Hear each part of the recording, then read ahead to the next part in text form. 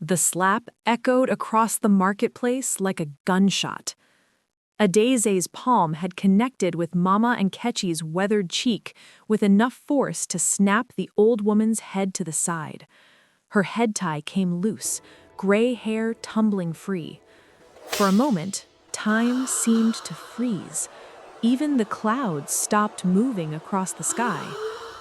What happened in the next 40 days would become the story whispered in every compound, told to every stubborn child, remembered by every grandmother. A tale of pride, punishment, and the ancient power that still pulses through the red earth of Africa. 3 hours earlier. The marketplace buzzed with its usual morning energy. Vendors called out their wares, children chased each other between the stalls, and the air hung thick with the scent of fresh peppers and dried fish. In the heart of Oduduwa village, market day was more than commerce. It was the pulse of community life.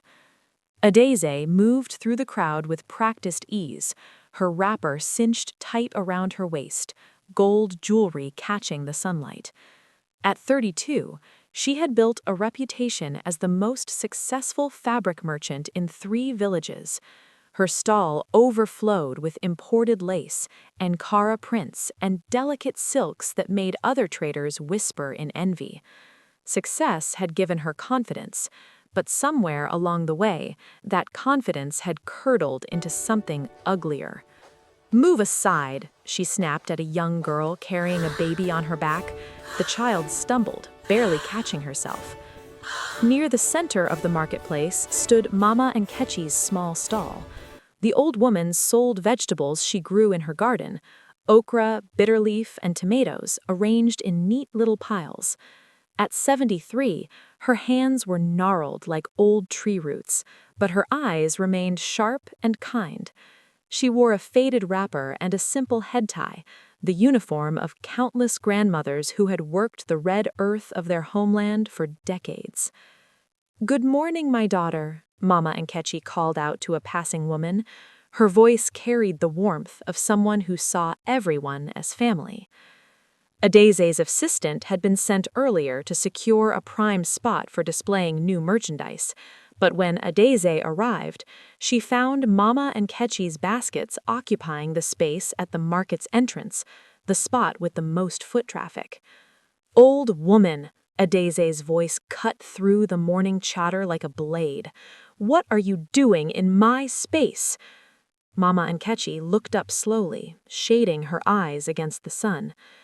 "My daughter, I have sold my vegetables here every market day for 40 years, since before you were born." "I don't care about your 40 years, Adese spat, striding forward. "I paid the market master for this location. Move your things now." Conversations around them began to die down. Heads turned. In their culture, you could argue with anyone your age, you could even quarrel with those younger, but you never, never disrespect the elderly. "My child, please," Mama Nkechi's voice remained gentle. "There is room for both of us. See, I can move my baskets to the side." "I said move." Adese kicked one of the baskets, sending tomatoes rolling across the dirt. Gasps erupted from the watching crowd. Mama Nkechi slowly bent to gather her scattered produce, her old knees cracking with the effort. The marketplace had gone completely silent now, the kind of silence that precedes thunder. "You young people have no respect," Mama Nkechi said, quietly, more sad than angry. "When I was your age..." The slap echoed across the marketplace like a gunshot.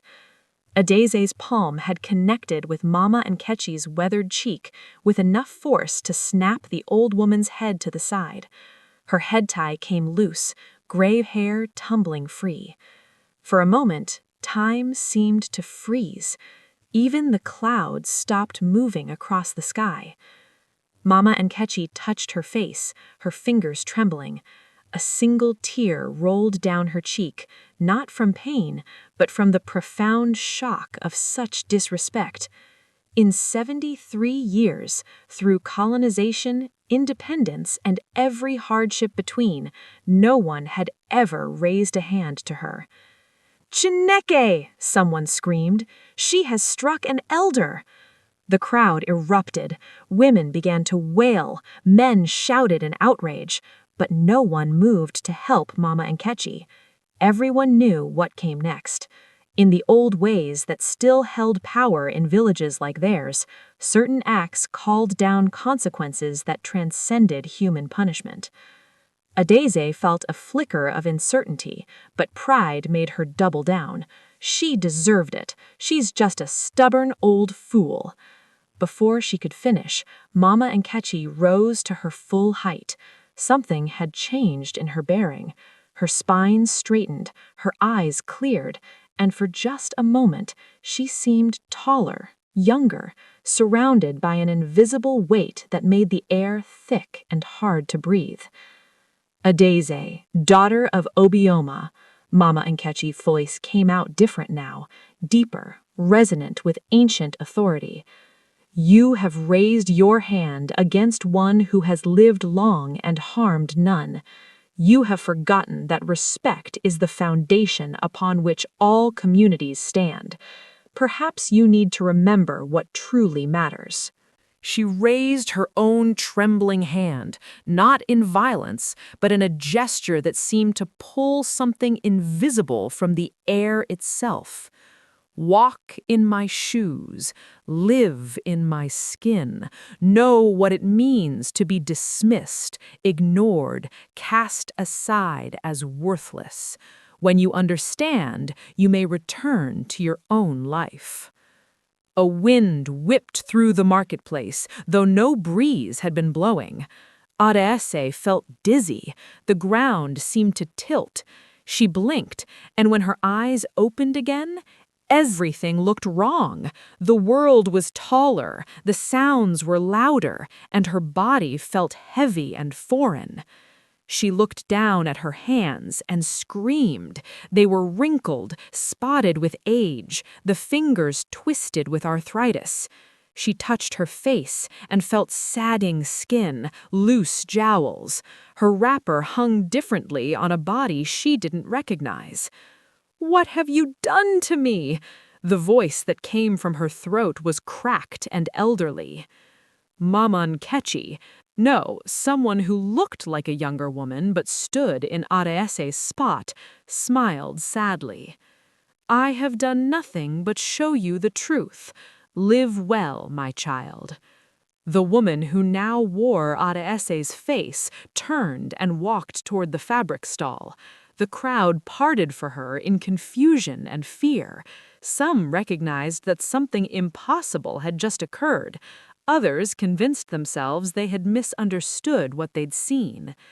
Adese, trapped now in the body of the old woman she'd struck, collapsed onto the dusty ground.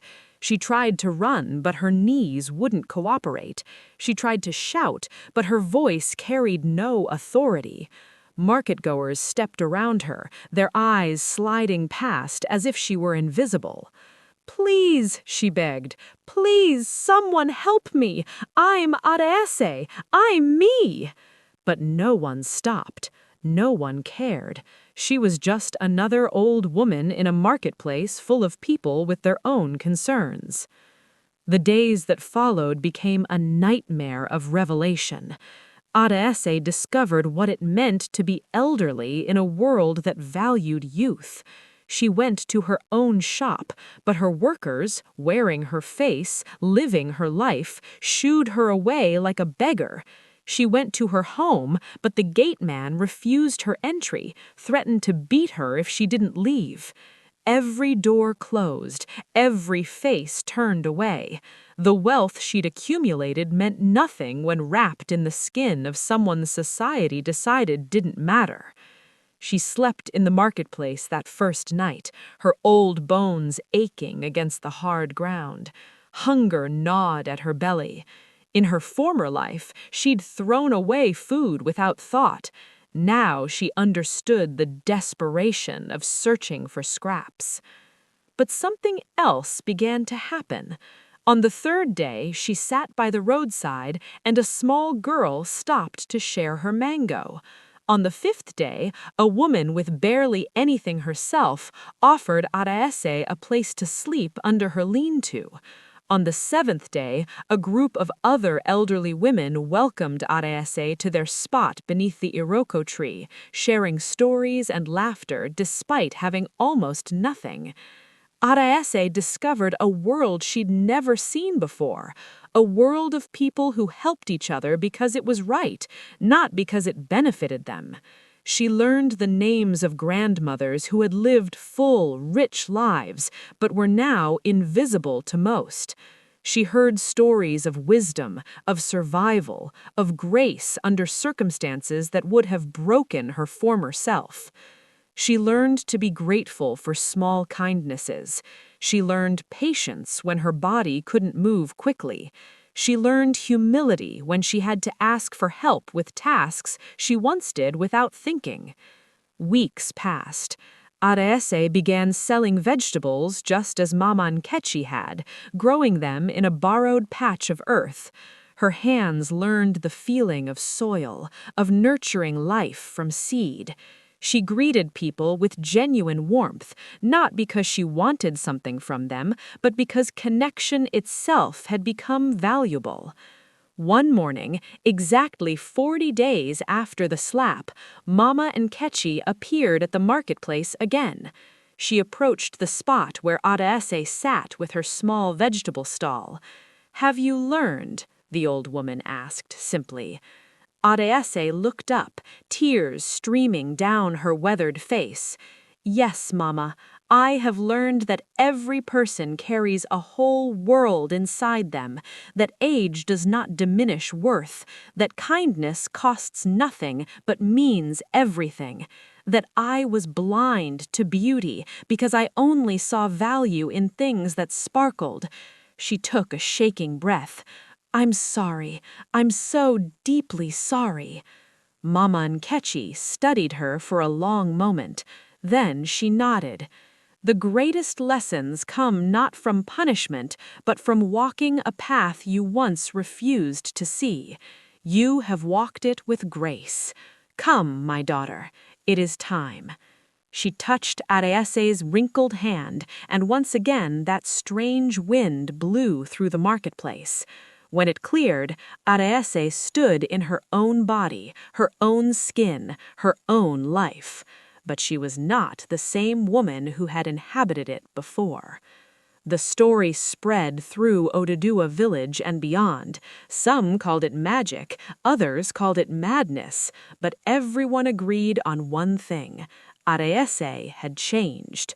She kept her fabric business, but she ran it differently. She hired elderly women to help tend the stall, paying them fairly and treating them with honor. She made space for Mama Nkechi's vegetables at the market entrance, and the two became friends, sharing tea and stories in the soft evening light. More importantly, Araese learned to see people, really see them. The bent grandmother carrying firewood became someone with a name, a history, dreams that still flickered in her heart. The elderly man begging at the corner became a father, a teacher, a human being worthy of dignity. Years later, when people asked Araese about the day she slapped an old woman, she never denied it. She spoke of it as the day she was given the greatest gift of her life, the gift of understanding. The day she learned that every person carries a whole world inside them, that age does not diminish worth, that kindness costs nothing but means everything. The day she learned that respect isn't about age or status or wealth, but about recognizing the humanity in every person you meet.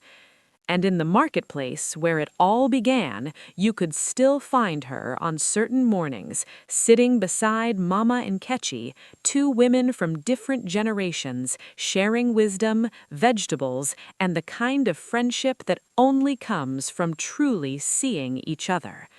The village never forgot what happened. Parents told their children, grandparents warned the youth, and the lesson echoed through time. Strike an elder, and you may find yourself walking in shoes you never wanted to wear. But if you walk with humility, you might discover they were the only shoes that could teach you how to truly stand tall.